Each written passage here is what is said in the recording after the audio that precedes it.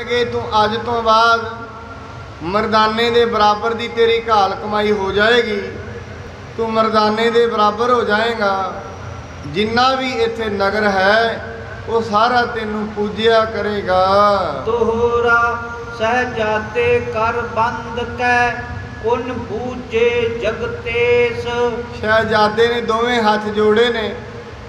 हाथ जोड़ के साहिब श्री गुरु नानक देव जी महाराज जी नूं पुछदा है, हमरा को अविलंब हवै तुम गवनो परदेस। कहन लग्या महाराज मैनू इत्थे छड्ड के तुसीं चले जे, मैं किहदे आसरे रवां? मैनू ते तुहाडा ही आसरा है, मेरे कोल होर आसरा कौन है? ये उन्हां दी गल है जिहड़े गुरु नूं अपना आसरा समझदे ने परमात्मा नूं। मैं ताण दीवान तू है मेरे साहिब, मैं तुद आगे अरदास मैं होर थाहु नाही। जिस पह करो बेनंती मेरा दुख सुख तुझ ही पास। भाई मरदाना जी का लड़का कहने लग्या महाराज तुसी चले जाओगे, मैं किहदे सहारे इत्थे रवांगा? जो पई श्री गुर भन्यो निकेत तुम्हारे सर्ब पदार्थ होहे सुखारे। गुरु जी कहने लगे शहजादिया मन क्यों बैलास, मन क्यों बैराग करेगा? सतगुरु मेरा पूरा मना विराग ना कर। गुरु मेरा पूरा है। पर यही गल मैं आप जी नूं कहन लग्या साध संगत जी, गुरु नानक देव जी महाराज जी नूं कहंदे ने शहजादा जी तुसी चिंता ना करो, असीं तुहाडे कोल ही रवांगे ते सारे दे सारे पदार्थ तुहानूं मिलिया करनगे। वंश वृद्ध होवोगे तुमरा मानो साच बचन इਉਂ हमरा। गुरु जी कहंदे ने तुहाडा जिहड़ा वंश है वो बहुत वधेगा, बहुत तुहाडा वंश अगे ताईं जाएगा। तुसी मेरा ये वचन मनो। चिंत करो जब ही मन माही आवे निकट देर कछ नाही। महाराज जी कहंदे शहजादा जी भाई मरदाना जी दे लड़के नूं कहंदे ने महाराज शहजादिया तू दिल विच सानू याद ते करी, असीं तेरे याद करन तो पहलां पड़ जावांगे। जदों भी तू सानू याद करेगा असीं उत्थे अंग संग सहाई होवांगे। याद रखना साध संगत जिवें गुरु नानक देव जी महाराज जी ने बाबा बुढ़ा जी नूं कहा सी तेतों ओले ना होए सां, जिवें महाराज जी ने बेबे नानकी नूं कहा मैं जिथे मर्जी होवां तुसीं मैनूं याद करोगे मैं उत्थे पहुंचिया करांगा। एवें ही महाराज जी शहजादे नूं वर दिंदे ने शहजादिया जदों भी तू सानू याद करेगा असी उत्थे पहुँच जाया करांगे। किस बिद करो सत्य परतीता डोलो नाही राख थिर चीता। कहंदे इस तरह सच ते विश्वास करो, डोलो नहीं, अपने चित्त नूं स्थिर रखो। अपने चित्त दे विच इह गल ना लियाओ मैं इकल्ला रह गया, क्योंकि महाराज बाणी दे विच कहंदे ने तू काहे डोले प्राणियां तुद राखेगा सिरजनहार। जिन पैदाइश तू किया सोई दे आधार। मना डोल ना, जे सारी दुनिया भी तेरा साथ छड़ जाएगी याद रखनी एक परमात्मा है जिन्हें तेनू जन्म दिता है वो तेरा साथ कदे भी नहीं छड़ेगा। सहजादे तब जोरे हाथा कह प्रतीत मुझे प्रभ नाथा। शहजादा नाल ही हाथ जोड़ के कहन लग्या हे साहिब श्री गुरु नानक देव जी महाराज मैनू तुहाडे ते पूर्ण विश्वास है। तुसी मैनू ये वर दिता है, मैनू ये विश्वास बच गया है, मैं जदों भी तुहानू याद करांगा तुसी पहुँच जाया करोगे। तब श्री गुर मंजी तह दीनी आप चलन की मनसा कीनी। महाराज जी ने फिर तुरट के खुशी दे विच आके ਭਾਈ ਮਰਦਾਨਾ ਜੀ ਦੇ ਲੜਕੇ ਨੂੰ ਪ੍ਰਚਾਰ ਵਾਲੀ ਮੰਜੀ ਦਿੱਤੀ ਹੈ। ਜਿਵੇਂ ਗੁਰੂ ਅਮਰਦਾਸ ਜੀ ਮਹਾਰਾਜ ਨੇ 22 ਮੰਜੀਆਂ ਦਿੱਤੀਆਂ ਸਨ, ਐਵੇਂ ਮਹਾਰਾਜ ਖੁਸ਼ ਹੋਏ। ਉਹਨਾਂ ਫਿਰ ਇਹ ਜਿਹੜੀ ਮੰਜੀ ਹੈ ਪ੍ਰਚਾਰ ਦੀ, ਉਹਨਾਂ ਨੂੰ ਦਿੱਤੀ ਵੀ ਅੱਜ ਤੋਂ ਬਾਅਦ ਇੱਥੇ ਬਗਦਾਦ ਦੇ ਵਿੱਚ ਤੂੰ ਸਾਡਾ ਪ੍ਰਚਾਰਕ ਹੋਏਗਾ, ਜਿਹਨੂੰ ਮਹਾਰਾਜ ਕਹਿੰਦੇ ਨੇ ਸਭੇ ਕਾਜ ਸੁਹੇਲੜੇ ਥੀਏ, ਗੁਰੂ ਨਾਨਕ ਸਤਿਗੁਰ ਤੁਠਾ। ਜਦੋਂ ਗੁਰੂ ਟੁੱਟਦਾ ਹੈ, ਯਾਦ ਰੱਖਣਾ ਸਾਧ ਸੰਗਤ, ਜਿੱਦਣ ਗੁਰੂ ਖੁਸ਼ ਹੁੰਦਾ ਹੈ ਉਹ ਦੁਨੀਆ ਦੇ ਵੱਡੇ ਵੱਡੇ ਰਾਜ ਮਨੁੱਖ ਨੂੰ ਬਖਸ਼ ਦਿੰਦਾ ਹੈ। ਗੁਰੂ ਦੇ ਖੁਸ਼ ਹੋਣ ਦੀ ਗੱਲ ਹੈ, ਜਿੱਦਣ ਗੁਰੂ ਖੁਸ਼ ਹੋ ਜਾਏ। ਇਸ ਕਰਕੇ ਯਾਦ ਰੱਖਣਾ, ਇਹ ਪੁੱਛਿਆ ਜਾਂਦਾ ਹੈ, ਕਹਿੰਦੇ ਗੁਰੂ ਨੂੰ ਖੁਸ਼ ਹੋਣ ਵਾਸਤੇ ਕਰਨਾ ਕੀ ਪਏਗਾ। ਗੁਰਬਾਣੀ ਦੇ ਵਿੱਚ ਐਸੇ ਬੇਅੰਤ ਬਚਨ ਨੇ ਜਿਹੜੇ ਇਹ ਦੱਸਦੇ ਨੇ ਗੁਰੂ ਖੁਸ਼ ਕਿਵੇਂ ਹੁੰਦਾ ਹੈ। ਸਹਿਜਾਦਾ ਨਿਜ ਸਦਨ ਸਿਧਾਰਾ, ਲੈਨੇ ਹੇਤ ਸਰਬ ਪਰਵਾਰਾ। ਸ਼ਹਿਜ਼ਾਦਾ ਫਿਰ ਗੁਰੂ ਜੀ ਤੋਂ ਆਗਿਆ ਲੈ ਕੇ ਆਪਣੇ ਨਗਰ ਦੇ ਵਿੱਚ ਗਿਆ ਹੈ। ਕਹਿੰਦਾ ਮੈਂ ਆਪਣਾ ਪਰਿਵਾਰ ਲੈ ਕੇ ਆਉਣਾ ਹਾਂ। ਤਬ ਕੋ ਬਸਿਓ ਜਾਏ ਤਿਹ ਖਾਨਾ, ਬੱਦੀ ਮਨਤਾ ਬੰਸ ਮਹਾਨਾ। ਗੁਰੂ ਫਿਰ ਉੱਥੋਂ ਉਦੋਂ ਤੋਂ ਲੈ ਕੇ ਅੱਜ ਤਾਈਂ ਉਹਨਾਂ ਦੇ ਵੰਸ਼ ਦੀ ਜਿਹੜੀ ਮਹਾਨਤਾ ਹੈ, ਭਾਈ ਮਰਦਾਨਾ ਜੀ ਦਾ ਜਿਹੜਾ ਵੰਸ਼ ਹੈ ਉਹਦੀ ਮਹਾਨਤਾ ਉੱਥੇ ਬਹੁਤ ਵੱਧ ਗਈ ਹੈ। ਤੋਰਾ ਸ੍ਰੀ ਗੁਰ ਪਖ ਕੋ ਸਿਮਰ, ਔਰ ਰੋਜ਼ ਖੋਜ ਨਿਜ ਰੂਪ। ਕਹਿੰਦੇ ਰੋਜ਼ ਦੀ ਰੋਜ਼ ਐਸੇ ਕਰਨਾ ਚਾਹੀਦਾ ਹੈ, ਗੁਰੂ ਜੀ ਦੇ ਸਰੂਪ ਨੂੰ ਆਪਣੇ ਦਿਲ ਦੇ ਅੰਦਰ ਗੁਰੂ ਦਾ ਧਿਆਨ ਧਰ ਕੇ ਰੋਜ਼ ਦੀ ਰੋਜ਼ ਆਪਣੇ ਹਿਰਦੇ ਨੂੰ ਖੋਜਣਾ ਚਾਹੀਦਾ ਹੈ। ਪਾਏ ਸਹਿਜ ਸੁਖ ਕੋ ਤਬੈ, ਉਦਰ ਅੰਧੇਰੇ ਕੂਪ। ਜਦੋਂ ਮਨੁੱਖ ਐਸੀ ਪ੍ਰਕਿਰਿਆ ਕਰਦਾ ਹੈ, ਰੋਜ਼ ਰੋਜ਼ ਗੁਰੂ ਦਾ ਧਿਆਨ ਧਰਦਾ ਹੈ, ਰੋਜ਼ ਰੋਜ਼ ਵਾਹਿਗੁਰੂ ਦਾ ਸਿਮਰਨ ਕਰਦਾ ਹੈ, ਉਹਨੂੰ ਫਿਰ ਇੱਕ ਵਸਤੂ ਪ੍ਰਾਪਤ ਹੁੰਦੀ ਹੈ। ਉਹ ਕੀ ਹੈ? ਜਿਹੜਾ ਹਨੇਰਾ ਰੂਪੀ ਇਹੋ ਸੰਸਾਰ ਵਿਕਾਰ ਸੰਸੇਮ ਹੈ, ਤਰਿਓ ਬ੍ਰਹਮ ਗਿਆਨੀ। ਇਹ ਦੁਨੀਆ ਦੇ ਵਿੱਚ ਜਿਹੜਾ ਅਗਿਆਨਤਾ ਦਾ ਅੰਧੇਰਾ ਹੈ ਉਹ ਮਨੁੱਖ ਦੇ ਅੰਦਰੋਂ ਦੂਰ ਹੋ ਜਾਂਦਾ ਹੈ। ਚੌਪਈ ਸ੍ਰੀ ਅੰਗਦ ਸੁਣ ਕਥਾ ਰਸਾਲਾ, ਗਏ ਕੰਧਾਰ ਮਝਾਰ ਕਿਰਪਾਲਾ।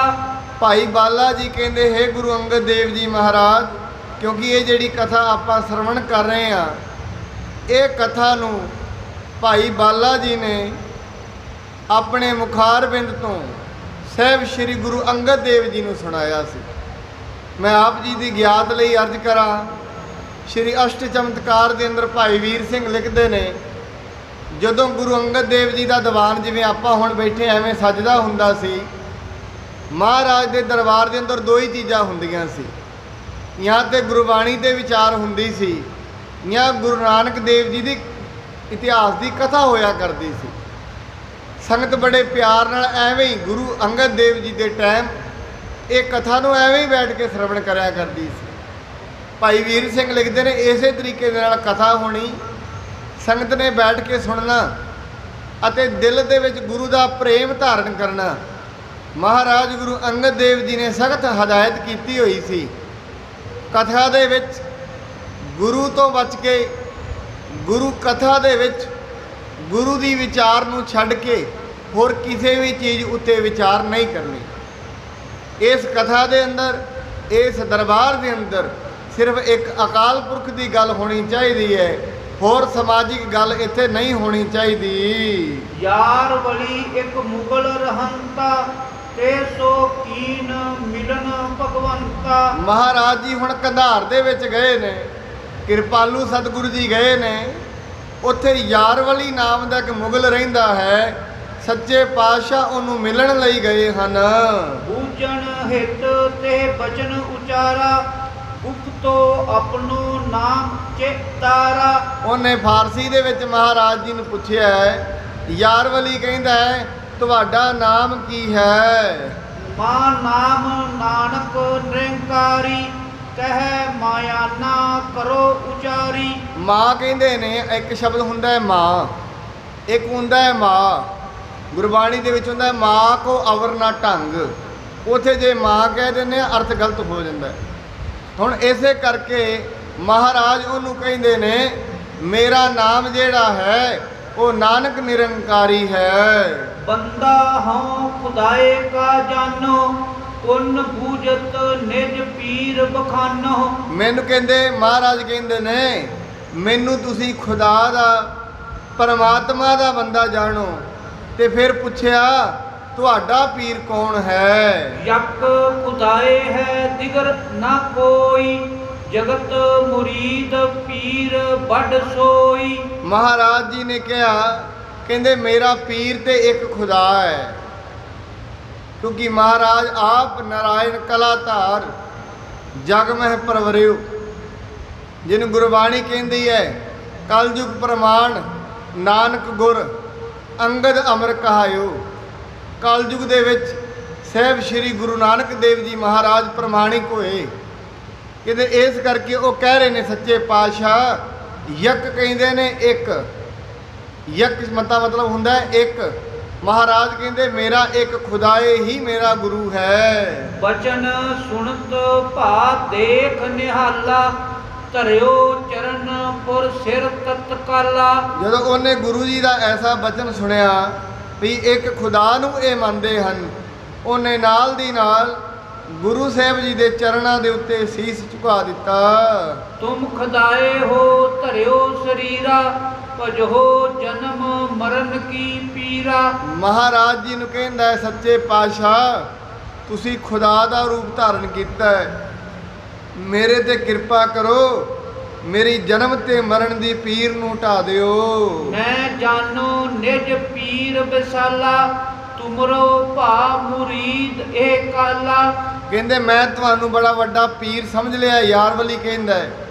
ਇਸ ਕਰਕੇ ਸੱਚੇ ਪਾਤਸ਼ਾਹ ਇਸ ਸਮੇਂ ਤੋਂ ਹੁਣ ਤੋਂ ਮੈਂ ਤੁਹਾਡਾ ਮਰੀਦ ਹੋ ਗਿਆ ਹਾਂ। ਬੂਝੋ ਗੁਰੂ ਨਾਮ ਕੋ ਤੇਰਾ, ਕਿਉਂ ਮੁਰੀਦ ਹੋਵਤ ਹੈ ਮੇਰਾ। ਸਾਹਿਬ ਸ੍ਰੀ ਗੁਰੂ ਨਾਨਕ ਦੇਵ ਜੀ ਮਹਾਰਾਜ ਕਹਿੰਦੇ ਨੇ ਸੱਜਣਾ ਤੇਰਾ ਨਾਮ ਕੀ ਹੈ, ਤੂੰ ਸਾਡਾ ਮੁਰੀਦ ਕਿਉਂ ਹੋ ਰਿਹਾ ਹੈ? ਯਾਰ ਵਲੀ ਜਾਨੋ ਮਮ ਨਾਮੂ, ਬਨੋ ਮੁਰੀਦ ਮੁਕਤ ਕੇ ਕਾਮੂ। ਕਹਿੰਦੇ ਸੱਚੇ ਪਾਤਸ਼ਾਹ ਮੇਰਾ ਨਾਮ ਯਾਰ ਵਲੀ ਹੈ, ਮੈਂ ਮੁਕਤੀ ਨੂੰ ਪ੍ਰਾਪਤ ਕਰਨ ਦੇ ਲਈ, ਜ਼ਿੰਦਗੀ ਦੇ ਦੁੱਖਾਂ ਨੂੰ ਢਾਉਣ ਦੇ ਲਈ, ਜਿਹਨੂੰ ਮਹਾਰਾਜ ਕਹਿੰਦੇ ਨੇ ਆਨੰਦ ਭਇਆ ਮੇਰੀ ਮਾਏ ਸਤਿਗੁਰੂ ਮੈਂ ਪਾਇਆ। ਜਦੋਂ ਸਤਿਗੁਰੂ ਮਿਲਦਾ ਹੈ ਉਦੋਂ ਮਨੁੱਖ ਦੇ ਹਿਰਦੇ ਦੇ ਵਿੱਚ ਆਨੰਦ ਹੁੰਦਾ ਹੈ। ਕਹਿੰਦੇ ਮਹਾਰਾਜ ਤੁਸੀਂ ਮੈਨੂੰ ਮਿਲੇ ਹੋ, ਮੇਰਾ ਦਿਲ ਕਰਦਾ ਹੈ ਕਹਿੰਦੇ ਅੱਜ ਤੋਂ ਬਾਅਦ ਜਿੰਨੇ ਵੀ ਮੇਰੇ ਦੁੱਖ ਨੇ ਮੇਰੀ ਮੁਕਤੀ ਮੈਨੂੰ ਮਿਲ ਜਾਏਗੀ। ਇਹ ਕੀ ਸਰਦਾ ਦੇਖ ਵਿਸਾਲਾ, ਉਪਦੇਸਿਓ ਕਰ ਦੀਨ ਨਿਹਾਲਾ। ਮਹਾਰਾਜ ਜੀ ਨੇ ਉਹਦੀ ਸ਼ਰਧਾ ਵੇਖ ਕੇ, ਉਹਦੇ ਭਾਵ ਨੂੰ ਵੇਖ ਕੇ, ਐਸੋ ਭਾਉ ਮਹਾਰਾਜ ਗੁਰਬਾਣੀ 'ਚ ਕਹਿੰਦੇ ਨੇ ਐਸੋ ਭਾਉ ਬਿਦਰ ਕੋ ਦੇਖੇ। ਕਹਿੰਦੇ ਅਸਲ ਦੇ ਵਿੱਚ ਪਰਮਾਤਮਾ ਗੁਰੂ ਰਿਝਦਾ ਬੰਦੇ ਦੇ ਭਾਉ ਤੇ। ਜਦੋਂ ਵੀ ਕਿਸੇ ਨੇ ਪਰਮਾਤਮਾ ਨੂੰ ਰਿਝਾਇਆ ਹੈ, ਪਰਮਾਤਮਾ ਨੂੰ ਖੁਸ਼ ਕੀਤਾ ਹੈ, ਪਰਮਾਤਮਾ ਖੁਸ਼ ਹੁੰਦਾ ਹੈ ਹਮੇਸ਼ਾ ਮਨੁੱਖ ਦਾ ਭਾਉ ਵੇਖ ਕੇ, ਮਨੁੱਖ ਦੀ ਬਾਣੀ ਵੇਖ ਕੇ ਨਹੀਂ, ਮਨੁੱਖ ਦਾ ਧਰਮ ਵੇਖ ਕੇ ਨਹੀਂ, ਮਨੁੱਖ ਦਾ ਸਵਰੂਪ ਵੇਖ ਕੇ ਨਹੀਂ, ਪਰਮਾਤਮਾ ਖੁਸ਼ ਹੁੰਦਾ ਹੈ ਭਾਉ ਵੇਖ ਕੇ। ਇਹਨੂੰ ਭਾਈ ਗੁਰਦਾਸ ਜੀ ਕਹਿੰਦੇ ਨੇ ਗੋਬਿੰਦ ਭਾਉ ਭਗਤ ਕਾ ਭੁੱਖਾ।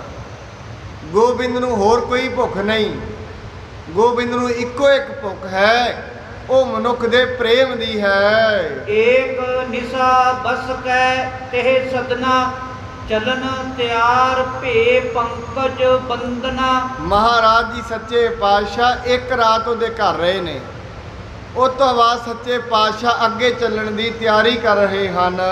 ਯਾਰ ਵਲੀ ਬੰਦੇ ਸਿਰ ਨਿਆਏ, ਭਈ ਮਸਤ ਮਤ ਨਾਮ ਖੁਦਾਏ। ਯਾਰ ਵਲੀ ਨੇ ਸਿਰ ਨਿਮਾ ਕੇ ਗੁਰੂ ਸਾਹਿਬ ਜੀ ਦੇ ਚਰਨਾਂ ਤੇ ਮੱਥਾ ਟੇਕਿਆ। ਕਹਿੰਦੇ ਸੱਚੇ ਪਾਤਸ਼ਾਹ ਮੇਰੀ ਜਿਹੜੀ ਮਤ ਹੈ ਹੁਣ ਨਾਮ ਦੇ ਵਿੱਚ ਮਸਤ ਹੋ ਗਈ ਹੈ। ਤੇ ਕੋ ਧੀਰਜ ਦੇ ਪੁੰਨ ਗਏ, ਇੱਕ ਖੱਤਰੀ ਕੋ ਦੇਖਤ ਭਏ। ਉਸ ਨੂੰ ਧੀਰਜ ਦੇ ਕੇ, ਉਸ ਨੂੰ ਦਿਲ ਦੇ ਵਿੱਚ ਧੀਰਜ ਦੇ ਕੇ ਮਹਾਰਾਜ ਅੱਗੇ ਗਏ ਨੇ। ਅੱਗੇ ਕੀ ਤੱਕਦੇ ਨੇ? ਇੱਕ ਖੱਤਰੀ ਨੂੰ ਵੇਖਦੇ ਹਨ।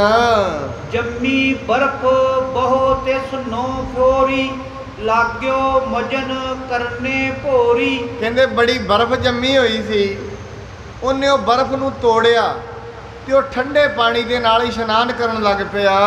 ਕਰਨ ਕਿਰਤਾਰਥ ਤਾਹੇ ਸਮੀਪਾ, ਬੂਝਤ ਭੇ ਬੇਦੀ ਕੁਲ ਦੀਪਾ। ਮਹਾਰਾਜ ਜੀ ਉਹਦਾ ਉਧਾਰ ਕਰਨ ਦੇ ਲਈ, ਉਹਦੇ ਜਨਮ ਮਰਨ ਦੇ ਦੁੱਖ ਦੇ ਗੇੜ ਕੱਟਣ ਦੇ ਲਈ ਸੱਚੇ ਪਾਤਸ਼ਾਹ ਜੀ ਮਹਾਰਾਜ ਜੀ ਨੇ ਉਹਨੂੰ ਪੁੱਛਿਆ, ਭਾਈ ਤੂੰ ਕੌਣ ਹੈ?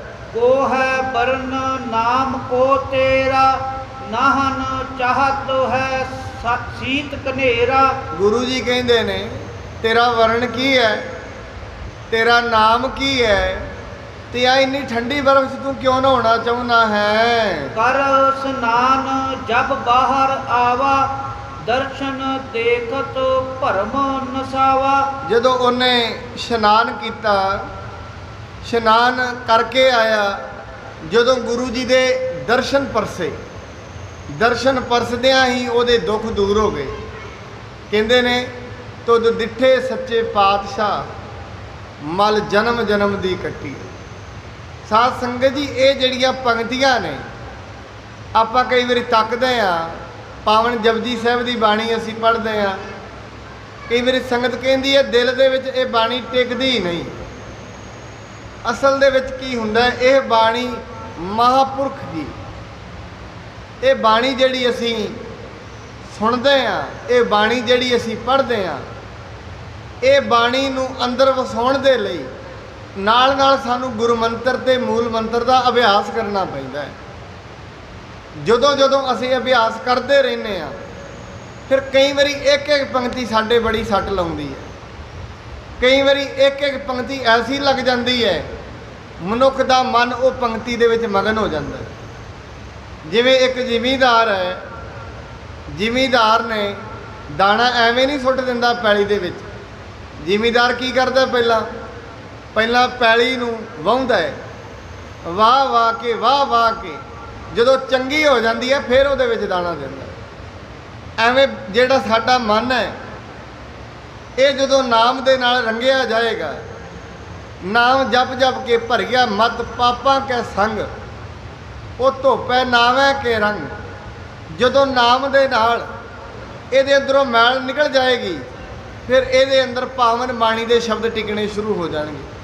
ਜਿਵੇਂ ਅਸੀਂ ਤੱਕਦੇ ਆ, ਮਨੁੱਖ ਕਣਕ ਖਾਂਦਾ ਹੈ, ਸਿੱਧੀ ਤੇ ਕਣਕ ਨਹੀਂ ਖਾ ਲੈਂਦਾ, ਪਹਿਲਾਂ ਕਣਕ ਨੂੰ ਧੋਇਆ ਜਾਂਦਾ ਹੈ, ਉਹ ਕਿੰਨੇ ਦੁੱਖਾਂ ਦੇ ਵਿੱਚੋਂ ਨਿਕਲਦੀ ਹੈ, ਫਿਰ ਜਾ ਕੇ ਉਹ ਕਿਸੇ ਜੀਵ ਦਾ ਸਵਾਦ ਬਣਦੀ ਹੈ। ਕਿੰਨੇ ਦੁੱਖ ਸਹਿੰਦੀ ਹੈ। ਐਵੇਂ ਕੁਮਹਾਰ ਹੈ, ਮਿੱਟੀ ਕਿੰਨੇ ਦੁੱਖ ਸਹਿੰਦੀ ਹੈ, ਘੜਾ ਕਿੰਨੇ ਦੁੱਖ ਸਹਿੰਦਾ ਹੈ, ਫਿਰ ਕਿਸੇ ਨੂੰ ਪਾਣੀ ਦੇਣ ਜੋਗਾ ਬਣਦਾ ਹੈ। ਕਹਿੰਦੇ ਇਸੇ ਤਰੀਕੇ ਦੇ ਨਾਲ ਮਨੁੱਖ ਜਿਉਂ-ਜਿਉਂ ਅਭਿਆਸ ਕਰਦਾ ਹੈ, ਡੂੰਘੇ ਅਭਿਆਸ ਦੇ ਵਿੱਚ ਗੁਜ਼ਰਦਾ ਹੈ, ਗੁਜ਼ਰ ਕੇ ਆਪਣੇ ਮਨ ਦੇ ਨਾਲ ਲੜ ਲੜ ਕੇ ਫਿਰ ਉਹਨੂੰ ਕਿਤੇ ਜਾ ਕੇ ਬ੍ਰਹਮ ਗਿਆਨ ਦੀ ਪ੍ਰਾਪਤੀ ਹੁੰਦੀ ਹੈ। ਮਹਾਰਾਜ ਇਹ ਚੀਜ਼ ਦੇਖਦੇ ਨੇ। ਕਹਿੰਦੇ ਅਸਲ ਦੇ ਵਿੱਚ ਜਦੋਂ ਗੁਰੂ ਦੇ ਦਰਸ਼ਨ ਮਨੁੱਖ ਕਰਦਾ ਹੈ, ਗੁਰੂ ਦੇ ਬਚਨਾਂ ਨੂੰ ਸੁਣਦਾ ਹੈ, ਉਹਦੇ ਅੰਦਰ ਦੀ ਸਾਰੀ ਜਿਹੜੀ ਪੀੜਾ ਹੈ ਉਹ ਦੂਰ ਹੋ ਜਾਂਦੀ ਹੈ। ਵਿਮਲ ਰਿਤਾ ਹਵੈ ਬੰਧਨ ਕੀਨੀ, ਸੰਤ ਰੂਪ ਲਖ ਮਹਿਮਾ ਚੀਨੀ। ਉਹਨੇ ਗੁਰੂ ਸਾਹਿਬ ਜੀ ਦਾ ਉਜਲ ਹਿਰਦਾ ਕਰਕੇ ਬੰਦਨਾ ਕੀਤੀ ਹੈ। ਉਹਨਾਂ ਵੇਖ ਲਿਆ ਇਹ ਕੋਈ ਮਹਾਨ ਸੰਤ ਹਨ। ਹਾਥ ਬੰਦ ਕੈ ਬਿਨੈ ਬਖਾਨੀ, ਸੰਤ ਮਿਲਨ ਮਮ ਚਾਹੇ ਮਹਾਨੀ। ਹੱਥ ਜੋੜ ਕੇ ਕਹਿਣ ਲੱਗਿਆ, ਕਹਿੰਦੇ ਹੈ ਗੁਰੂ ਨਾਨਕ ਦੇਵ ਜੀ ਮਹਾਰਾਜ, ਬੜੇ ਟਾਈਮ ਤੋਂ ਜਿਹਨੂੰ ਮਹਾਰਾਜ ਹੁਣ ਮਿਲੇ ਨੇ, ਮੇਰੇ ਦਿਲ ਦੇ ਵਿੱਚ ਬੜੇ ਦਿਨਾਂ ਤੋਂ ਚੱਲਦਾ ਸੀ ਮੈਂ ਕਿਸੇ ਪੂਰਨ ਸੰਤ ਦੇ ਦਰਸ਼ਨ ਕਰਾਂ।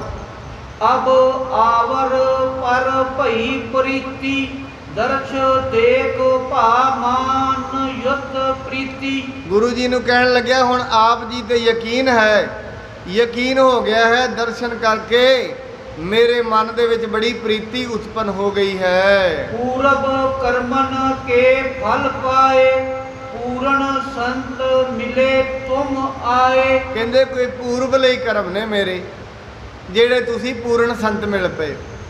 ਕਿਉਂਕਿ ਮਹਾਰਾਜ ਕਹਿੰਦੇ ਨੇ ਜਿਹੜਾ ਪੂਰਨ ਸੰਤ ਹੈ, ਪੂਰਨ ਗੁਰੂ ਹੈ, ਹਰ ਕਿਸੇ ਨੂੰ ਨਹੀਂ ਮਿਲਦਾ। ਬੜੇ ਵੱਡੇ ਕਰਮ ਹੋਣ ਤਾਂ ਜਾ ਕੇ ਮਨੁੱਖ ਨੂੰ ਗੁਰੂ ਦੇ ਦਰਸ਼ਨ ਦੀਦਾਰੇ ਹੁੰਦੇ ਨੇ। ਬਾਣੀ ਕਹਿੰਦੀ ਹੈ ਸਤਿਗੁਰ ਨੂੰ ਸਭ ਕੋ ਦੇਖਦਾ ਜੇਤਾ ਜਗਤ ਸੰਸਾਰ, ਡਿਠੇ ਮੁਕਤ ਨਾ ਹੋਵਈ ਜਿਚਰ ਸ਼ਬਦ ਨਾ ਕਰੇ ਵਿਚਾਰ। ਉਦੋਂ ਤੇ ਮੁਕਤੀ ਨਹੀਂ ਮਿਲਦੀ ਜਦੋਂ ਤੇ ਮਨੁੱਖ ਸ਼ਬਦ ਦੀ ਵਿਚਾਰ ਨਹੀਂ ਕਰਦਾ। ਅਸਲ ਦੇ ਵਿੱਚ ਵੇਖਿਆ ਮੁਕਤੀ ਨਹੀਂ ਮਿਲਦੀ। ਮਨੁੱਖ ਜਿਉਂ-ਜਿਉਂ ਗੁਰੂ ਦੇ ਨਾਮ ਨੂੰ ਜਪਦਾ ਹੈ, ਗੁਰੂ ਨੂੰ ਗੁਰੂ ਦੀ ਬਾਣੀ ਦੇ ਵਿੱਚੋਂ ਤੱਕਦਾ ਹੈ, ਉਦਣ ਜਾ ਕੇ ਉਹਦੇ ਮਨ ਦੇ ਵਿੱਚ ਪ੍ਰੀਤੀ ਵੱਧ ਜਾਂਦੀ ਹੈ। ਤੇ ਕੀ ਪ੍ਰੀਤ ਦੇਖ ਗੁਣ ਖਾਨੀ, ਉਪਦੇਸੀ ਔਰ ਭਗਤ ਮਹਾਨੀ। ਮਹਾਰਾਜ ਜੀ ਨੇ ਜਦੋਂ ਉਹਦੀ ਪ੍ਰੀਤੀ ਵੇਖੀ, ਬੜਾ ਪਿਆਰ ਕਰਦਾ ਹੈ ਤੇ ਮੈਨੂੰ ਬੜੇ ਪਿਆਰ ਕਰ ਰਿਹਾ ਹੈ। ਮਹਾਰਾਜ ਜੀ ਨੇ ਉਹਦੇ ਹਿਰਦੇ ਦੇ ਵਿੱਚ ਪਰਮਾਤਮਾ ਦੀ ਭਗਤੀ ਦੀ ਦਾਤ ਬਖਸ਼ ਦਿੱਤੀ। ਸਗਲੀ ਕਾਲ ਸੰਪੂਰਨ ਕੀਨੀ, ਪ੍ਰਭ ਸਿਮਰਨ ਭੀ ਪ੍ਰੀਤ ਨਵੀਨੀ। ਮਹਾਰਾਜ ਜੀ ਨੇ ਉਹਦੀ ਸਾਰੀ ਦੀ ਸਾਰ ਕਾਲ ਜਿਹੜੀ ਹੈ ਉਹ ਥਾਂ ਪਾ ਦਿੱਤੀ। ਕਹਿੰਦੇ ਸਤਿਗੁਰੂ ਹੋਏ ਦਿਆਲ ਤਾਂ ਸ਼ਰਧਾ ਪੂਰੀ ਹੈ। ਇਹ ਨਿਸ਼ਾਨੀ ਹੈ ਜਿੱਦਣ ਗੁਰੂ ਦਿਆਲ ਹੁੰਦਾ ਤੇ ਬੜੇ ਕਰਮ ਵੇਖ ਕੇ ਹੈ। ਗੁਰੂ ਦਿਆਲ ਵੀ ਬੜੀ ਘਾਲ ਤੋਂ ਬਾਅਦ ਹੁੰਦਾ ਹੈ। ਆਪ ਜੀ ਨੇ ਤੱਕਿਆ ਹੋਏਗਾ ਭਾਈ ਮੰਝ ਦੀ ਕਥਾ ਨੂੰ, ਕਿੰਨੀ ਘਾਲ ਕਮਾਈ ਹੈ ਉਸਨੇ, ਗੁਰੂ ਦੇ ਪਿਆਰੇ ਨੇ। ਆਪ ਜੀ ਨੇ ਤੱਕਿਆ ਹੋਏਗਾ ਮੁਕਤਸਰ ਦੀ ਜੰਗ ਦੇ ਸ਼ਹੀਦਾਂ ਨੂੰ, ਕਿੰਨੀ ਆਪਣੀ ਜ਼ਿੰਦਗੀ ਦੇ ਖੇਲੇ ਨੇ। ਫਿਰ ਗੁਰੂ ਜੀ ਨੇ ਆਪਣੀਆਂ ਪੱਟਾਂ ਤੇ ਉਹਨਾਂ ਨੂੰ ਭਾਇਆ, ਉਹਨਾਂ ਨੂੰ ਕਹਿਣ ਲੱਗੇ ਆਪਣਾ ਉਹਨਾਂ ਦਾ ਸੀਸ ਜਿਹੜਾ ਹੈ ਆਪਣੀ ਗੋਦ ਦੇ ਵਿੱਚ ਲਿਆ। ਗੋਦ ਦੇ ਵਿੱਚ ਲੈ ਕੇ ਮਹਾਰਾਜ ਸੱਚੇ ਪਾਤਸ਼ਾਹ ਉਹਨਾਂ ਨੂੰ ਪੁੱਛਦੇ ਨੇ ਤੁਹਾਡੀ ਕੋਈ ਅੰਤਮ ਵੀ ਇੱਛਾ ਹੈ? ਮੈਂ ਤੁਹਾਡੇ ਤੇ ਖੁਸ਼ ਹੋਇਆ। ਇਹ ਤੱਕੋ ਗੁਰੂ ਖੁਸ਼ ਕਦੋਂ ਹੁੰਦਾ? ਮਹਾਰਾਜ ਕਹਿੰਦੇ ਨੇ ਗੁਰੂ ਖੁਸ਼ ਉਦੋਂ ਹੁੰਦਾ ਹੈ ਜਦੋਂ ਗੁਰੂ ਦੇ ਅੱਗੇ ਮਨੁੱਖ ਸਮਰਪਣ ਹੀ ਕਰ ਦਿੰਦਾ। ਪਰਮਾਤਮਾ ਗੁਰੂ ਜੋ ਤੂੰ ਜੋ ਮਰਜ਼ੀ ਕਰ, ਜੋ ਮਰਜ਼ੀ ਮੇਰੇ ਨਾਲ ਕਰ, ਮੈਂ ਤੇ ਤੇਰੇ ਦਵਾਰ ਦੇ ਉੱਤੇ ਢਹਿ ਪਿਆ ਹਾਂ, ਮੈਂ ਤੇਰੇ ਦਵਾਰ ਨੂੰ ਛੱਡ ਕੇ ਕਿਤੇ ਹੋਰ ਨਹੀਂ ਜਾਣਾ। ਕਰ ਬਿੰਤੀ ਲੈ ਸਦਨ ਸਿਧਾਰਾ, ਅਧਿਕ ਭਾਉ ਕਰ ਭੋਜਨ ਖੁਆਰਾ। ਉਹ ਗੁਰੂ ਜੀ ਦੇ ਅੱਗੇ ਉਹਨੇ ਬੇਨਤੀ ਕੀਤੀ, ਮਹਾਰਾਜ ਕਿਰਪਾ ਕਰੋ ਤੁਸੀਂ ਮੇਰੇ ਘਰ ਦੇ ਵਿੱਚ ਚੱਲਣਾ ਕਰੋ। 3 ਦਿਵਸ ਰਾਖੇ ਹਿਤ ਸੰਗਾ, ਯਾਰ ਵਲੀ ਕੋ ਸੁਨਹੁ ਪ੍ਰਸੰਗਾ। ਮਹਾਰਾਜ ਜੀ ਨੂੰ ਉਹਨੇ 3 ਦਿਨ ਆਪਣੇ ਘਰ ਰੱਖਿਆ। 3 ਦਿਨ ਮਹਾਰਾਜ ਜੀ ਦੀ ਸੇਵਾ ਕੀਤੀ ਹੈ। ਹੁਣ ਭਾਈ ਸੰਤੋਖ ਸਿੰਘ ਜੀ ਕਹਿੰਦੇ ਨੇ ਅੱਗੇ ਹੁਣ ਯਾਰਵਲੀ ਦਾ ਪ੍ਰਸੰਗ ਸੁਣੋ। ਸੇਖ ਸਰਫ ਸੇਖ ਸਰਫ ਇੱਕ ਤੇ ਕੋ ਮੀਤਾ, ਪਰਚਤ ਹੂਤੇ ਕਰਤ ਹਿਤ ਚੀਤਾ। ਕਹਿੰਦੇ ਅਸਲ ਦੇ ਵਿੱਚ ਇਹ ਜਿਹੜਾ ਸ਼ੇਖ ਸਰਫ ਸੀ, ਇਹ ਦੋਵੇਂ ਦੇ ਦੋਵੇਂ ਜਿਹੜੇ ਨੇ ਇੱਕ ਦੂਜੇ ਦੇ ਦੋਸਤ ਨੇ ਤੇ ਇੱਕ ਦੂਜੇ ਨੂੰ ਬੜਾ ਪਿਆਰ ਕਰਦੇ ਹਨ। ਦੋਹਰਾ ਜਬ ਸ੍ਰੀ ਗੁਰ ਮਿਲ ਕਹਿ ਗਏ, ਪਿੱਛੇ ਆਇਓ ਸੋਏ। ਜਦੋਂ ਗੁਰੂ ਜੀ ਉਹਨੂੰ ਮਿਲ ਕੇ ਗਏ, ਪਿੱਛੇ ਪਿੱਛੇ ਜਿਹੜਾ ਹੈ ਉਹ ਯਾਰਵਲੀ ਆ ਗਿਆ।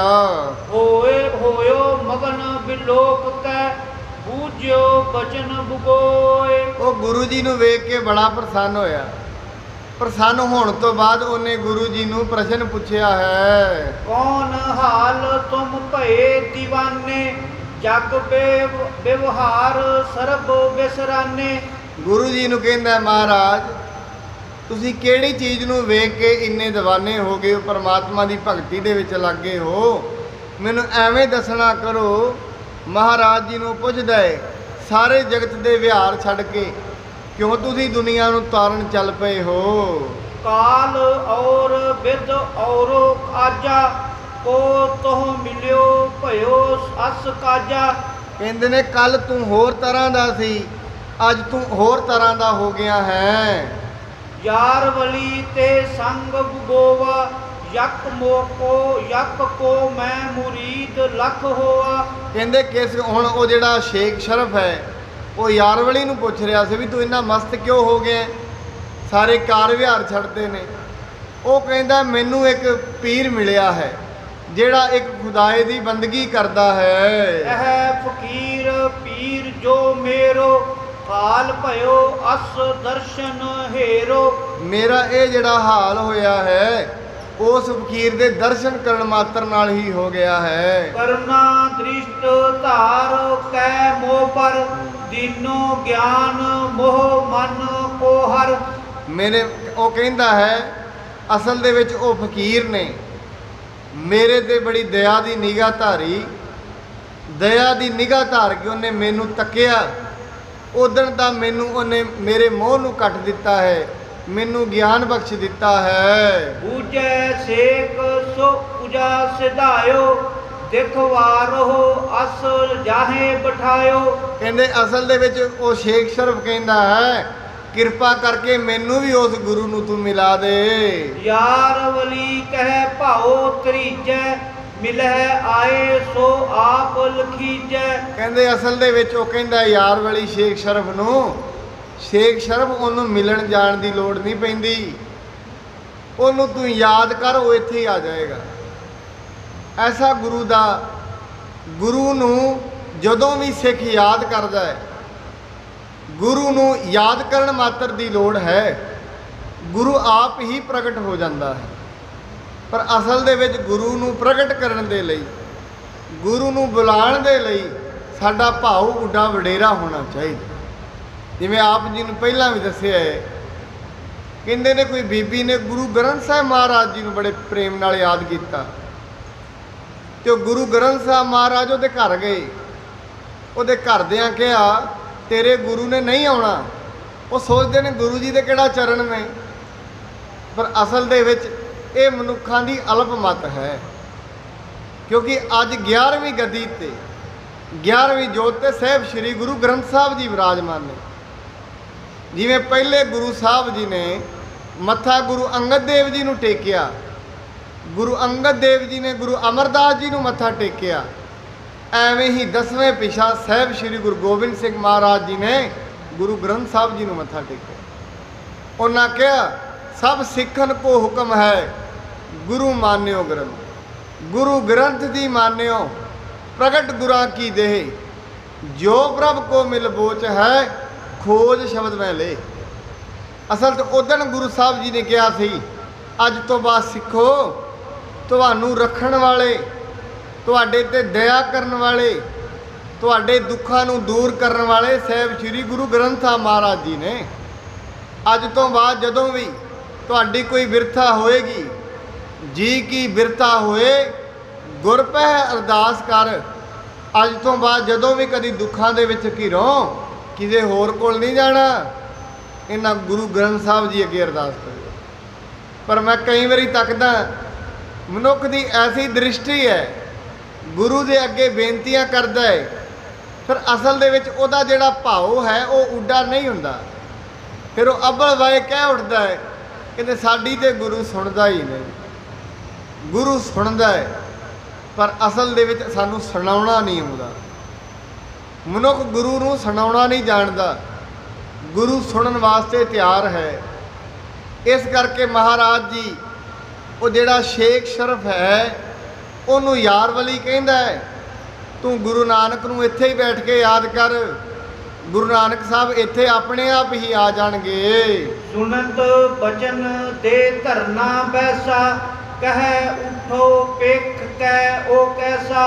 ਕਹਿੰਦਾ ਹੈ ਸ਼ੇਖ ਸ਼ਰਫ ਨੇ ਜਦੋਂ ਬਚਨ ਸੁਣੇ ਨਾ ਗੁਰੂ ਇੱਥੇ ਹੀ ਮਿਲ ਜਾਏਗਾ, ਕਹਿੰਦੇ ਉੱਥੇ ਹੀ ਬਹਿ ਗਿਆ ਧਰਤੀ ਦੇ। ਕਹਿੰਦੇ ਇੱਥੋਂ ਜਾਣਾ ਹੀ ਨਹੀਂ ਹੁਣ। ਕਹਿੰਦਾ ਹੈ ਹੁਣ ਜਿੱਦਣ ਗੁਰੂ ਨੂੰ ਤੱਕਾਂਗਾ ਉਦਣ ਹੀ ਮੈਂ ਇਸ ਧਰਤੀ ਤੋਂ ਉੱਠਣਾ ਹੈ। ਆਕੇ ਮਿਲ ਕੇ ਜਾਵਤ ਧਾਮੂ ਬੈਠ ਰਹੋ ਤਹੀਂ ਦੇਖਣ ਕਾਮੂ। ਕਹਿੰਦੇ ਅਸਲ ਦੇ ਵਿੱਚ ਹੁਣ ਅੱਗੇ ਤਾਂ ਹੀ ਜਾਵਾਂਗਾ ਪਹਿਲਾਂ ਗੁਰੂ ਨਾਨਕ ਨੂੰ ਮਿਲਾਂਗਾ। ਗੁਰੂ ਨਾਨਕ ਸਾਹਿਬ ਨੂੰ ਮਿਲੇ ਤੇ ਬਗੈਰ ਮੈਂ ਹੁਣ ਇੱਥੋਂ ਨਹੀਂ ਜਾਣਾ। ਜਬ ਹੀ ਦਿਵਸ ਬਤੀਤੇ ਚਾਰ ਆਏ ਸ੍ਰੀ ਗੁਰ ਕਰੁਣਾ ਧਾਰ। ਕਰੁਣਾ ਧਾਰ ਕੇ ਉਹਦੇ ਦਿਲ ਦੀ ਹੂਕ ਨੂੰ ਸੁਣ ਕੇ ਸਾਹਿਬ ਸ੍ਰੀ ਗੁਰੂ ਨਾਨਕ ਦੇਵ ਜੀ ਮਹਾਰਾਜ 4 ਦਿਨਾਂ ਬਾਅਦ ਉੱਥੇ ਪ੍ਰਗਟ ਹੋ ਗਏ। ਦੇਖਿਓ ਯਾਰ ਵਲੀ ਤਬ ਗੁਰ ਕੋ ਤੁਰਨ ਉਠਿਓ ਪ੍ਰੇਮ ਕਰ ਉਰ ਕੋ। ਜਦੋਂ ਯਾਰ ਵਲੀ ਨੇ ਗੁਰੂ ਸਾਹਿਬ ਨੂੰ ਤੱਕਿਆ, ਪ੍ਰੇਮ ਹਿਰਦੇ ਵਿੱਚ ਧਰ ਕੇ ਨਾਲ ਦੀ ਨਾਲ ਉੱਠ ਪਿਆ।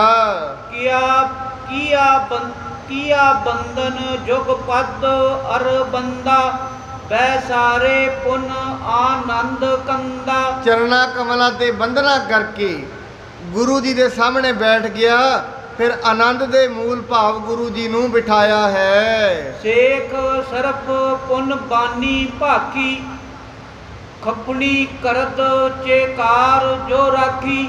ਗੁਰੂ ਸਾਹਿਬ ਜੀ ਨੂੰ ਸ਼ੇਖ ਸਰਫ ਸਵਾਲ ਪੁੱਛਦਾ ਹੈ, ਕਹਿੰਦੇ ਹੈ ਗੁਰੂ ਮਹਾਰਾਜ ਜੀ, ਇੱਕ ਗੱਲ ਦਾ ਮੈਨੂੰ ਜਵਾਬ ਦਿਓ, ਇਹ ਜਿਹੜੀ ਖਪਣੀ ਹੈ ਤੁਸੀਂ ਕਿਉਂ ਪਾਈ ਹੋਈ ਹੈ? ਗੁਰੂ ਮਾਇਨਾ ਤਾਹੇ ਬਤਾਏ ਖਪਣੀ ਹੋਏ ਗੁਰ ਖੌਫ ਖੁਦਾਏ।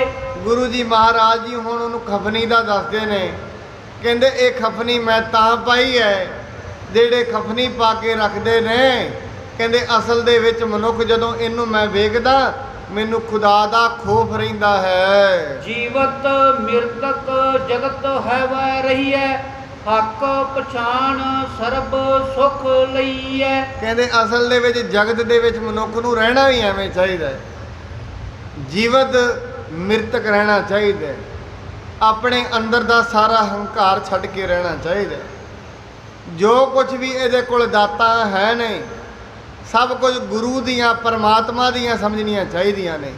ਉਹਨੂੰ ਕਹਿੰਦੇ ਨੇ ਜੀਵਤ ਮਿਰਤਕ, ਕਿਉਂਕਿ ਮਿਰਤਕ ਬੰਦੇ ਦਾ ਕਿਸੇ ਵੀ ਚੀਜ਼ ਤੇ ਹੱਕ ਨਹੀਂ ਹੁੰਦਾ। ਮਿਰਤਕ ਥੋੜੀ ਨਾ ਕਹਿੰਦਾ ਇਹ ਚੀਜ਼ ਮੇਰੀ ਹੈ, ਮਿਰਤਕ ਦਾ ਤੇ ਆਪਣੇ ਸਰੀਰ ਤੇ ਵੀ ਹੱਕ ਨਹੀਂ ਹੁੰਦਾ, ਉਹਨੂੰ ਵੀ ਕੋਈ ਹੋਰ ਸਾੜਦਾ। ਮਿਰਤਕ ਬੰਦਾ ਉਹ ਹੈ ਜਿਹਦੀ ਕੋਈ ਇੱਛਾ ਨਾ ਰਵੇ, ਮਿਰਤਕ ਬੰਦਾ ਉਹ ਹੈ ਜਿਹਦੇ ਅੰਦਰ ਹੰਕਾਰ ਨਾ ਰਹੇ, ਨਾ ਆਪਣੇ ਸਰੀਰ ਦਾ ਹੰਕਾਰ ਰਹੇ, ਨਾ ਸਰੀਰ ਦੇ ਦੁਆਰਾ ਕਮਾਏ ਹੋਏ ਧਨ ਦਾ ਰਹੇ, ਨਾ ਆਪਣੇ ਪਰਿਵਾਰ ਦਾ ਰਹੇ। ਹੁਣ ਗੁਰੂ ਜੀ ਉਹਨੂੰ ਕਹਿੰਦੇ ਨੇ ਅਸਲ ਦੇ ਵਿੱਚ ਇਹਦੇ ਨਾਲ ਆ ਜਿਹੜੀ ਖਪਣੀ ਪਾਈ ਹੋਈ ਹੈ, ਮੈਨੂੰ ਖੁਦਾ ਦਾ ਖੌਫ ਰਹਿੰਦਾ ਹੈ। ਜਲ ਕੇ ਵਿਖੇ ਡੂਬ ਜੋ ਤਰਹੀ ਬਹੁਰ ਨਾ ਡੂਬਣ ਕੋ ਡਰ ਕਰਹੀ। ਗੁਰੂ ਜੀ ਕਹਿੰਦੇ ਅਗਲਾ ਉਦਾਹਰਣ ਦਿੰਦੇ ਨੇ, ਇਹਦੇ ਇੱਕ ਗੱਲ ਵੇਖੋ, ਜਿਹੜਾ ਮਨੁੱਖ ਜਲ ਦੇ ਵਿੱਚ ਇੱਕ ਵਾਰੀ ਡੁੱਬ ਜਾਏ ਤੇ ਡੁੱਬ ਕੇ ਨਿਕਲ ਜਾਏ, ਤਰ ਜਾਏ, ਕਹਿੰਦੇ ਉਹਨੂੰ ਦੁਬਾਰਾ ਫਿਰ ਜਲ ਦੇ ਵਿੱਚ ਡੁੱਬਣ ਦਾ ਖੌਫ ਖਤਮ ਹੋ ਜਾਂਦਾ ਹੈ। ਨਦੀ ਸਰਬ ਅਰ ਸਾਗਰ ਮਾਹੀ ਤਰਤ ਸਰਬ ਪਰ ਕਬ ਨਾ ਡੁਬਾਹੀ। ਕਹਿੰਦੇ ਉਹ ਫਿਰ ਭਾਵੇਂ ਨਦੀਆਂ 'ਚ ਤਰੇ, ਭਾਵੇਂ ਸਾਗਰਾਂ 'ਚ ਤਰੇ, ਉਹਦੇ ਅੰਦਰੋਂ ਫਿਰ ਜਿਹੜਾ ਖੌਫ ਹੈ, ਡੁੱਬਣ ਦਾ ਖੌਫ ਹੈ, ਉਹ ਲਹਿ ਜਾਂਦਾ ਹੈ। ਇਸੇ ਤਰੀਕੇ ਦੇ ਨਾਲ ਜਦੋਂ ਮਨੁੱਖ ਦੇ ਅੰਦਰ ਇੱਕ ਗੁਰੂ ਦਾ ਗਿਆਨ ਅੰਦਰ ਪ੍ਰਗਟ ਹੋ ਜਾਂਦਾ ਹੈ, ਅੰਦਰ ਦੀ ਹਉਮੈ ਮਰ ਜਾਂਦੀ ਹੈ, ਅੰਦਰ ਗੁਰੂ ਦਾ ਦੀਵਾ ਬਲ ਜਾਂਦਾ ਹੈ, ਗੁਰੂ ਦੇ ਗਿਆਨ ਦਾ ਚਾਨਣਾ ਅੰਦਰ ਹੋ ਜਾਂਦਾ ਹੈ। ਉਸ ਦਿਨ ਤੋਂ ਬਾਅਦ ਫਿਰ ਉਹ ਭਾਵੇਂ ਭਾਵ ਸਾਗਰ ਦੇ ਵਿੱਚ ਤੁਰੇ, ਭਾਵੇਂ ਉਹਦੇ ਕੋਲ ਸਾਰਾ ਦੁਨੀਆ ਦਾ ਧਨ ਹੋ ਜਾਏ, ਭਾਵੇਂ ਕੁਝ ਵੀ ਨਾ ਰਹੇ, ਭਾਵੇਂ ਸਾਰੀ ਦੁਨੀਆ ਦਾ ਧਨ ਇਕੱਠਾ ਕਰ ਲਵੇ, ਤਾਂ ਵੀ ਫਿਰ ਉਹ ਡੁੱਬੇਗਾ ਨਹੀਂ। ਭਾਵੇਂ ਉਹ ਦੁਨੀਆ ਦੇ ਸਾਰੇ ਪਦਾਰਥ ਉਹਦੇ ਕੋਲ ਹੋਣ, ਦੁਨੀਆ ਦਾ ਸਭ ਤੋਂ ਅਮੀਰ ਮਨੁੱਖ ਹੋਏ, ਪਰ ਫਿਰ ਵੀ ਉਹ ਐਵੇਂ ਨਹੀਂ, ਮਾਇਆ ਉਹਨੂੰ ਡੁਬੋ ਲੇਗੀ। ਜਿਵੇਂ ਰਾਜਾ ਜਨਕ, ਇਹਨੂੰ ਭਾਈ ਗੁਰਦਾਸ ਜੀ ਕਹਿੰਦੇ ਨੇ, ਭਗਤ ਵੱਡਾ ਰਾਜਾ ਜਨਕ ਹੈ, ਗੁਰਮੁਖ ਮਾਇਆ ਵਿੱਚ ਉਦਾਸੀ। ਜਨਕ ਕੈਸਾ ਹੈ? ਕਹਿੰਦੇ ਸਾਰਾ ਕੁਝ ਹੈ, ਸਾਰੀ ਦੁਨੀਆ ਦਾ ਰਾਜ ਹੈ, ਪਰ ਮਾਇਆ ਵੀ ਹੈ, ਪਰ ਮਾਇਆ ਦੇ ਵਿੱਚ ਉਦਾਸ ਵੀ ਹੈ। ਰੋਟੀ ਵੀ ਖਾ ਰਿਹਾ, ਸਾਰੀ ਦੁਨੀਆ ਦੇ ਸੁੱਖ ਵੀ ਪਹੁੰਚ ਰਿਹਾ, ਪਰ ਉਹਦੇ ਅੰਦਰ ਮਾਇਆ ਦਾ ਰੰਚਕ ਜਿੰਨਾ ਵੀ ਲੇਪ ਨਹੀਂ। ਨਦੀ ਸਰਬ ਅਰ ਸਾਗਰ ਮਾਹੀ ਤਰਤ ਸਰਬ ਪਰ ਕਬ ਨਾ ਡੁਬਾਹੀ। ਉਹ ਫਿਰ ਕਦੇ ਵੀ ਇਹਨਾਂ ਨਦੀਆਂ ਦੇ ਵਿੱਚ ਨਹੀਂ ਡੁੱਬਦੇ। ਤੈਸੇ ਮਿਰਤਕ ਭਏ ਜੋ ਜੀਵਤ ਪੁੰਨ ਤਿਨ ਨਾਹੀ ਮ੍ਰਿਤ ਕੋ ਦੁਖ ਥੀਵਤ। ਇਸੇ ਤਰੀਕੇ ਦੇ ਨਾਲ ਜਿਹੜੇ ਮਨੁੱਖ ਗੁਰੂ ਦੇ ਸ਼ਬਦ ਦੇ ਵਿੱਚ ਵਾਹਿਗੁਰੂ ਵਾਹਿਗੁਰੂ ਜਪਦੇ ਆ, ਮੂਲ ਮੰਤਰ ਜਪਦੇ ਆ, ਆਪਣੇ ਮਨ ਦੀਆਂ ਵਾਸ਼ਨਾਵਾਂ ਨੂੰ ਮਾਰ ਲੈਂਦੇ ਨੇ, ਮਨ ਨੂੰ ਜਿੱਤ ਲੈਂਦੇ ਨੇ, ਸਾਰੀ ਦੁਨੀਆ ਤੇ ਉਹਨਾਂ ਦਾ ਰਾਜ ਚੱਲਦਾ ਹੈ। ਦੁਨੀਆ ਦੀ ਮਾਇਆ ਉਹਨਾਂ ਨੂੰ ਡੁਬਾਉਂਦੀ ਨਹੀਂ। ਮੇਰੇ ਸਾਹਿਬ ਜੀ ਗੁਰਬਾਣੀ ਵਿੱਚ ਕਹਿੰਦੇ ਨੇ, ਮਨ ਜੀਤਾ ਜਗ ਜੀਤ। ਜਿਹੜੇ ਮਨੁੱਖ ਸਮ ਦਮ ਦੇ ਨਾਲ ਵਾਹਿਗੁਰੂ ਦੇ ਸ਼ਬਦ ਦੇ ਨਾਲ ਵਾਹਿਗੁਰੂ ਵਾਹਿਗੁਰੂ ਜਪਦਿਆਂ ਜਪਦਿਆਂ ਆਪਣੇ ਮਨ ਨੂੰ ਮਾਰ ਲੈਂਦੇ ਨੇ, ਪੁੰਨ ਫਿਰ ਉਹ ਡੁੱਬਦੇ ਨਹੀਂ। ਆਪਾ ਕਬ ਲੈ ਜਾਣਵੋ, ਕਾ ਕੋ ਹੋਏ ਰਹੋ, ਸਭ ਕੀ ਪਗ ਖਾਕੋ। ਮਹਾਰਾਜ ਕਹਿੰਦੇ ਨੇ, ਆਪਣਾ ਆਪ ਕਦੇ ਨਾ ਜਲਾਓ। ਦੁਨੀਆ ਦੇ ਵਿੱਚ ਆਪਣਾ ਆਪ ਨਾ ਜਲਾਓ। ਹਰ ਚੀਜ਼ ਨੂੰ ਪਰਮਾਤਮਾ ਦੀ ਸਮਝੋ ਤੇ ਹਮੇਸ਼ਾ ਦੁਨੀਆ ਦੇ ਵਿੱਚ ਖਾਕ ਬਣ ਕੇ ਰਹੋ। ਇਹਨੂੰ ਮਹਾਰਾਜ ਜੀ ਨੇ ਸੁਖਮਣੀ ਸਾਹਿਬ ਦੀ ਵੀ ਬਾਣੀ ਦੇ ਵਿੱਚ ਬੜਾ ਬਾਖੂਬ ਦੱਸਿਆ ਹੈ। ਸੁਖੀ ਬਸੈ ਮਸਕੀਨੀਆਂ, ਆਪ ਨਿਵਾਰਤ ਲੈ।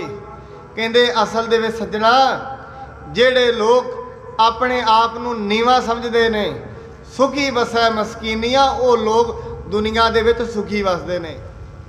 ਜਿਹੜੇ ਲੋਕ ਆਪਣੇ ਆਪ ਨੂੰ ਜਣਾਉਂਦੇ ਨੇ, ਜਿਵੇਂ ਬੁੱਲਾ ਸ਼ਾਹ ਦੇ ਨਾਲ ਉਹਦਾ ਇੱਕ ਹੋਰ ਸਾਥੀ ਮਸਜਿਦ ਦੇ ਵਿੱਚ ਵੜੇ, ਰੋਜ਼ਿਆਂ ਦੇ ਦਿਨ ਚੱਲ ਰਹੇ ਸੀ, ਅੰਦਰ ਰੋਟੀ ਖਾ ਲਈ। ਉਹਨਾਂ ਕਿਹਾ, ਕਿਹੜਾ ਕਾਫਰ ਆ ਗਿਆ ਰੋਜ਼ਿਆਂ ਦੇ ਦਿਨਾਂ 'ਚ ਰੋਟੀ ਖਾ ਰਿਹਾ ਹੈ। ਉਹਨਾਂ ਫੜ ਲਿਆ ਉਹਨਾਂ ਨੂੰ। ਬੁੱਲੇ ਨੂੰ ਪੁੱਛਿਆ, ਤੂੰ ਕੌਣ ਹੈ? ਕੁਛ ਨਾ ਬੋਲਿਆ। ਹੂੰ ਹਾਂ, ਕੁਛ ਨਾ ਬੋਲਿਆ। ਉਹ ਕਹਿੰਦੇ, ਪਾਗਲ ਜਾਪਦੇ ਨੂੰ ਛੱਡੋ। ਦੂਜਾ ਪੁੱਛੇ, ਤੂੰ ਕੌਣ ਹੈ? ਕਹਿੰਦੇ, ਮੈਂ ਫਲਾਣਾ ਸਿੰਘ, ਫਲਾਣੇ ਪਿੰਡ ਦਾ। ਨਾਲ ਹੀ ਫੜ ਲਿਆ, ਕੁੱਟਿਆ ਬੜਾ। ਕਹਿੰਦੇ, ਤੂੰ ਐਡਾ ਜਾਣਕਾਰ ਹੋ ਕੇ ਤੈਨੂੰ ਸਭ ਕੁਝ ਪਤਾ ਹੈ। ਬੁੱਲੇ ਨੂੰ ਕਹਿੰਦਾ, ਤੈਨੂੰ ਕਿਉਂ ਨਹੀਂ ਕੁੱਟਿਆ? ਬੁੱਲਾ ਕਹਿੰਦਾ, ਮੈਂ ਆਪਣੇ ਆਪ ਬਾਰੇ ਜਾਣਦਾ ਹੀ, ਮੈਂ ਜਣਾਇਆ ਕੱਖ ਨਹੀਂ। ਤੂੰ ਤੇ ਦੱਸਦਾ ਹੈ ਮੈਂ ਫਲਾਣਾ, ਮੈਂ ਫਲਾਣਾ ਸਿੰਘ ਆ। ਕਹਿੰਦੇ, ਤਾਂ ਹੀ ਤੇ ਤੈਨੂੰ ਕੁੱਟਿਆ ਹੈ। ਇਸ ਕਰਕੇ ਜਿਹੜੇ ਮਨੁੱਖ ਆਪਣਾ ਆਪ ਜਣਾਉਂਦੇ ਨੇ, ਉਹਨਾਂ ਨੂੰ ਮਾਰਾਂ ਪੈਂਦੀਆਂ ਨੇ। ਜਿਹੜੇ ਆਪਣੇ ਆਪ ਨੂੰ ਭੁੱਲ ਹੀ ਜਾਂਦੇ ਨੇ, ਨਿਜ ਸਵਰੂਪ ਦੇ ਵਿੱਚ ਜਾਪ ਰਾਜਦੇ ਨੇ, ਉਹਨਾਂ ਮਨੁੱਖਾਂ ਨੂੰ ਦੁਨੀਆ ਦੇ ਵਿੱਚ ਭਵ ਸਾਗਰ ਦੇ ਵਿੱਚ ਫਿਰ ਗੋਤੇ ਨਹੀਂ ਖਾਣੇ ਪੈਂਦੇ। ਮਹਾਰਾਜ ਤਾਂ ਹੀ ਕਹਿੰਦੇ ਨੇ, ਸੁਖੀ ਬਸੈ ਮਸਕੀਨੀਆਂ, ਆਪ ਨਿਵਾਰਤ ਲੈ। ਵੱਡੇ ਵੱਡੇ ਅਹੰਕਾਰੀਆ ਨਾਨਕ ਗਰਭ ਗਲੇ। ਉਹਨਾਂ ਨੂੰ ਮੁੜ ਕੇ ਫਿਰ ਜਨਮ ਤੇ ਮਰਨ ਦੇ ਗੇੜ ਵਿੱਚ ਪੈਣਾ ਪੈਂਦਾ ਹੈ। ਬੂਝੇ ਸਰਫ ਗੋਦੜੀ ਕੌਣ, ਕਹੋ ਕਰਮ ਬੈਰਾਗੀ ਜੌਨ। ਉਹ ਫਿਰ ਅਗਲਾ ਸਵਾਲ ਗੁਰੂ ਜੀ ਨੂੰ ਕਹਿੰਦਾ ਹੈ। ਕਹਿੰਦੇ, ਇਹ ਜਿਹੜੀ ਗੋਦੜੀ ਹੈ, ਗੋਦੜੀ ਕੌਣ ਹੈ? ਤੇ ਜੋ ਬੈਰਾਗੀ ਦੇ ਕਰਮ ਹਨ, ਉਹਨਾਂ ਬਾਰੇ ਵੀ ਦੱਸੋ। ਇਹ ਫਿਰ ਅਸੀਂ ਹੁਣ ਕੱਲ ਦੇ ਦੀਵਾਨ ਦੇ ਵਿੱਚ ਗੋਦੜੀ ਦਾ ਕੀ ਅਰਥ ਹੁੰਦਾ, ਜਿਹੜੀ ਆਪਾਂ ਵੇਖਦੇ ਹਾਂ ਸਾਧੂ ਸੰਤਾਂ ਗੋਦੜੀ ਪਾਈ ਹੁੰਦੀ ਹੈ, ਉਹਦੇ ਕੀ ਅਰਥ ਨੇ, ਤੇ ਬੈਰਾਗੀ ਦੇ ਕਿਹੜੇ ਕਿਹੜੇ ਕਰਮ ਹੁੰਦੇ ਨੇ, ਇਹ ਕੱਲ ਨੂੰ ਮਹਾਰਾਜ ਯਾਰਵਲੀ ਨੂੰ ਸਮਝਾਉਣਗੇ। ਆਪ ਜੀ ਨੂੰ ਬੇਨਤੀ ਹੈ, ਬੜੇ ਸ਼ਰਧਾ ਸਤਿਕਾਰ ਗੁਰੂ ਨਾਨਕ ਸਾਹਿਬ ਜੀ ਦੇ ਪਾਵਨ ਜੀਵਨ ਦੀ ਕਥਾ ਚੱਲ ਰਹੀ ਹੈ। ਆਪ ਜੀ ਬੜੇ ਪਿਆਰ ਸਤਿਕਾਰ ਦੇ ਨਾਲ ਸ਼ਰਵਣ ਕਰੋ। ਨਾਲ ਦੀ ਨਾਲ ਆਪਣੇ ਹਿਰਦਿਆਂ ਦੇ ਵਿੱਚੋਂ ਵਾਹਿਗੁਰੂ ਵਾਹਿਗੁਰੂ ਸ਼ਬਦ ਦਾ ਉਚਾਰਨ ਕਰਦੇ ਸਾਨੂੰ ਗੁਰਦੁਆਰਾ ਸਾਹਿਬ ਆਉਣਾ ਚਾਹੀਦਾ ਹੈ। ਗੁਰਦੁਆਰਾ ਸਾਹਿਬ ਤੋਂ ਜਾਂਦਿਆਂ ਵੀ ਵਾਹਿਗੁਰੂ ਵਾਹਿਗੁਰੂ ਸ਼ਬਦ ਦਾ ਉਚਾਰਨ ਕਰੀਏ। ਕਈ ਵਾਰੀ ਵੇਖਦੇ ਹਾਂ ਮਨੁੱਖ ਗੁਰਦੁਆਰਾ ਸਾਹਿਬ ਵੀ ਆਉਂਦਾ ਹੈ, ਆਉਂਦਿਆਂ ਵੀ ਗੱਲਾਂ ਕਰਦਾ ਹੈ, ਜਾਂਦਿਆਂ ਵੀ। ਘੱਟੋ ਘੱਟ ਜਿੰਨੇ ਕਦਮ ਅਸੀਂ ਚੱਲ ਕੇ ਆਈਏ, ਇੰਨੀ ਵਾਰੀ ਰੋਜ਼ ਵਾਹਿਗੁਰੂ ਕਰ ਲਈਏ। ਤੇ ਜਿੰਨੇ ਕਦਮ ਜਾਂਦੇ ਆ, ਉਨੇ ਕਦਮ ਜਾਂਦਿਆਂ ਵਾਹਿਗੁਰੂ ਕਰੀਏ। ਇੰਨੇ ਕਦਮਾਂ ਦੇ ਨਾਲ ਘੱਟੋ ਘੱਟ ਸਾਡਾ ਜਿਹੜਾ 20-25 ਮਿੰਟ ਦਾ ਟਾਈਮ ਉਹ ਲੇਖੇ 'ਚ ਲੱਗ ਜਾਂਦਾ। ਵੈਸੇ ਤਾਂ ਜਦੋਂ ਅਸੀਂ ਸ਼ੁਰੂ ਹੁੰਦੇ ਹਾਂ ਗੁਰੂ ਘਰ ਨੂੰ ਭਾਵਨਾ ਲੈ ਕੇ ਤੁਰਦੇ ਹਾਂ, ਲੇਖਾ ਉਦੋਂ ਹੀ ਸ਼ੁਰੂ ਹੋ ਜਾਂਦਾ ਹੈ। ਸੋ ਇਸ ਕਰਕੇ ਮਹਾਰਾਜ ਕਿਰਪਾ ਕਰਨ, ਆਪ ਤੇ ਮਿਹਰ ਭਰਿਆ ਹੱਥ ਰੱਖਣ। ਇਹ ਉਹ ਪਾਵਨ ਕਥਾ ਹੈ ਜਿਹੜੀ ਗੁਰੂ ਅੰਗਦ ਦੇਵ ਜੀ ਦੇ ਸਮੇਂ ਗੁਰੂ ਅੰਗਦ ਦੇਵ ਮਹਾਰਾਜ ਜੀ ਦੇ ਦੀਵਾਨ ਦੇ ਵਿੱਚ ਚੱਲਿਆ ਕਰਦੀ ਸੀ। ਕਿਉਂਕਿ ਪਹਿਲਾਂ ਭਾਈ ਵੀਰ ਸਿੰਘ ਜੀ ਲਿਖਦੇ ਨੇ, ਮਹਾਰਾਜ ਜੀ ਪਹਿਲਾਂ ਪਹਿਰ ਰਾਤ ਰਹਿੰਦਿਆਂ ਉੱਠ ਕੇ ਪਰਮਾਤਮਾ ਦੇ ਵਿੱਚ ਸੁਰਤੀ ਲੀਨ ਕਰਦੇ ਸਨ। ਉਸ ਤੋਂ ਬਾਅਦ ਫਿਰ ਭਾਈ ਸੱਤਾ ਬਲਵੰਡ ਜੀ ਆ ਕੇ ਕੀਰਤਨ ਕਰਦੇ ਸਨ। ਉਸ ਤੋਂ ਬਾਅਦ ਫਿਰ ਕਥਾ ਹੁੰਦੀ ਸੀ। ਉਸ ਤੋਂ ਬਾਅਦ ਗੁਰੂ ਸਾਹਿਬ ਦੀ ਜਿਹੜੀ ਬਾਹਰੋਂ ਸੰਗਤ ਆਉਂਦੀ ਸੀ, ਉਹਨੂੰ ਮਿਲਿਆ ਕਰਦੇ ਸੀ। ਇਹ ਉਹ ਪਾਵਨ ਕਥਾ ਹੈ ਜਿਹੜਾ ਜੀਵਨ ਭਾਈ ਬਾਲਾ ਜੀ ਨੇ ਸੁਣਾਇਆ ਹੈ। ਗੁਰੂ ਅੰਗਦ ਦੇਵ ਜੀ ਨੂੰ ਲਿਪੀਬੱਧ ਕੀਤਾ ਗਿਆ ਹੈ। ਮਹਾਰਾਜ ਕਿਰਪਾ ਕਰਨ, ਸਾਨੂੰ ਨਾਮ ਦੀ ਦਾਤ ਗੁਰੂ ਨਾਨਕ ਦੇਵ ਜੀ ਆਪਣੇ ਨਾਲ ਜੋੜਨ। ਇੰਨੀਆਂ ਬੇਨਤੀਆਂ ਪ੍ਰਵਾਨ। ਹੋਈ ਭੁੱਲ ਚੁੱਕ ਦੇ ਲਈ ਖਿਮਾ ਕਰਨੀ ਜੀ। ਵਾਹਿਗੁਰੂ ਜੀ ਕਾ ਖਾਲਸਾ, ਵਾਹਿਗੁਰੂ ਜੀ ਕੀ ਫਤਿਹ।